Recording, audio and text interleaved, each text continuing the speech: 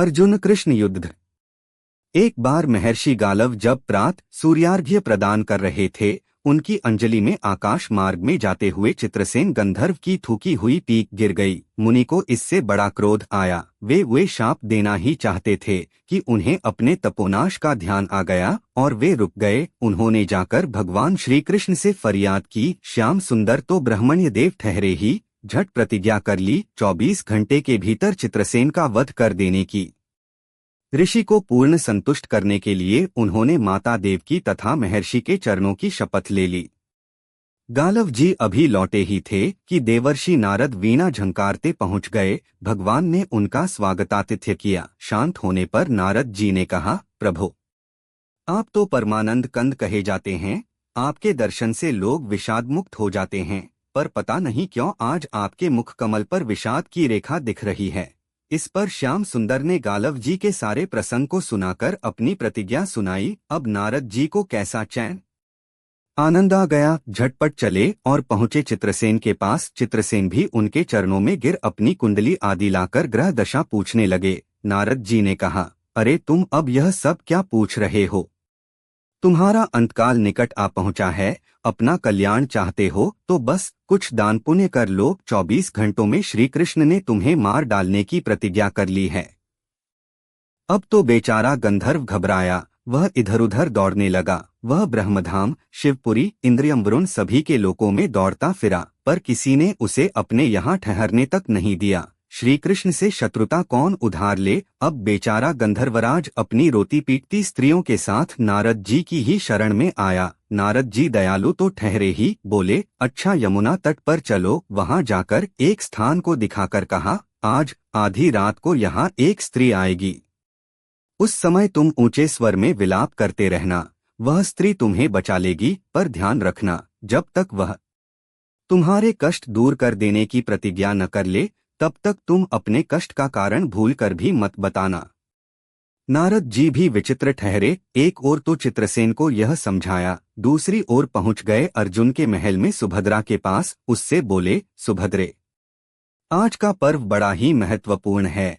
आज आधी रात को यमुना स्नान करने तथा दीन की रक्षा करने से अक्षय पुण्य की प्राप्त होगी।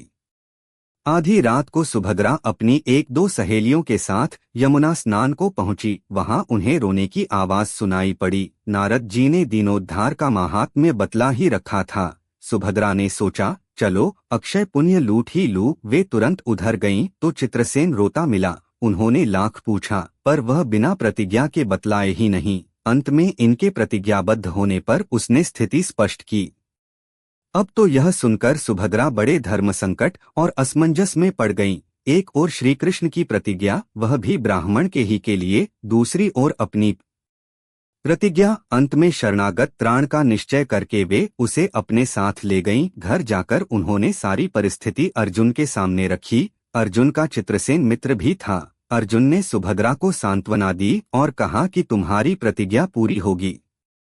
नारद जी ने इधर जब यह सब ठीक कर लिया, तब द्वारका पहुंचे और श्री कृष्ण से कह दिया कि महाराज, अर्जुन ने चित्रसेन को आश्रय दे रखा है, इसलिए आप सोच विचार कर ही युद्ध के लिए चलें। भगवान ने कहा, नारद जी, एक बार आप मेरी ओर से अर्जुन को समझाकर लौटाने की चेष्टा करके तो देखिए। अब देवर्षि पुन दौड़े हुए द्वारका से इंद्रप्रस्थ पहुंचे। अर्जुन ने सब सुनकर साफ कह दिया, यद्यपि मैं सब प्रकार से श्री कृष्ण की ही शरण हूँ और मेरे पास केवल उन्हीं का बल है, तथापि अब तो उनके दिए हुए उपदेश क्षात्र धर्म से कभी विमुख न होने की बात पर ही दृढ़ हूँ। मैं उनके बल पर ही अपनी प्रतिज्ञा की रक्षा करूँगा। प्रतिज्ञा छोड़ने में तो वे ही समर्थ हैं।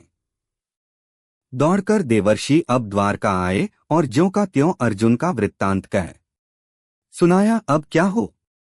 युद्ध की तैयारी हुई। सभी यादव और पांडव रणक्षेत्र में पूरी सेना के साथ उपस्थित हुए। तुमुल युद्ध छिड़ गया। बड़ी घमासान लड़ाई हुई, पर कोई जीत नहीं सका। अंत में श्री कृष्ण ने सुदर्शन चक्र छोड़ा, अर्जुन ने पाशुपतास्त्र छोड़ दिया। प्रलय के लक्षण देखकर अर्जुन ने भगवान शंकर को स्मरण किया। उन्होंने दोनों शस्त्रों को मनाया। फिर वे भक्त वत्सल भगवान श्री कृष्ण के पास पहुंचे और कहने लगे, प्रभो, राम सदा सेवक रुचि राखी, वेद पुराण लोक सब राखी। भक्तों की बात के आगे अपनी प्रतिज्ञा को भूल जाना तो आपका सहज स्वभाव है।